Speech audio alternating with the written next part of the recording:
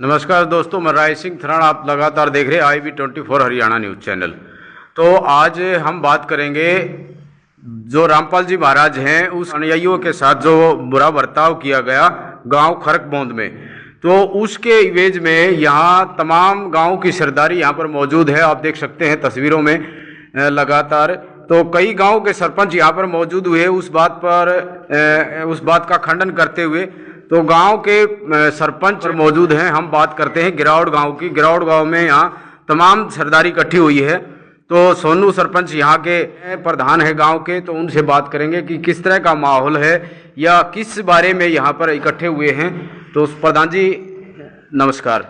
नमस्कार। तो क्या मामला है ये रामपाल महाराज जी का, उसके बारे में बताना थोड़ा सा। थराना साहब, एक तो आपके दर्शकों को नमस्कार, सोनू सरपंच गिरावड़ जी का। और एक ये है, जैसे थराना साहब आपने बताया कि जो रामपाल जी महाराज के समर्थकों के साथ हमें रामपाल जी महाराज से या उसके अनुयायियों से या खरक कला से किसी से कोई ना तो पर्सनल कोई हमारा जुड़ाव है ना कोई द्वेष है।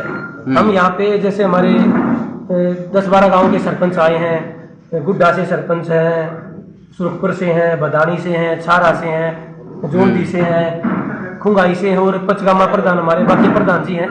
इनकी अध्यक्षता में यहाँ पे जो भाईचारा एक सामाजिकता के नाते इकट्ठा हुआ है, जो रामपाल जी महाराज जी हैं उनके अनुयायी। आजकल जो हरियाणा में बाढ़ आई हुई थी, बाढ़ से आमजन, छत्तीस बिरादरी, किसान का मेरा वर्ग परेशान था। आप सबको पता है कि हमारे प्रदेश का और गांव की रीढ़ की हड्डी किसानी, खेती किसानी। कोई न कोई आदमी किसी न किसी रूप से छत्तीस बिरादरी का खेती किसानी से जुड़ा हुआ है। वो पूरी तरह बर्बाद हो चुकी थी। उसमें सरकार भी गांव के लोगों की मदद कर रही थी, लेकिन उससे मतलब पूरे इंतजाम नहीं हो पाए थे।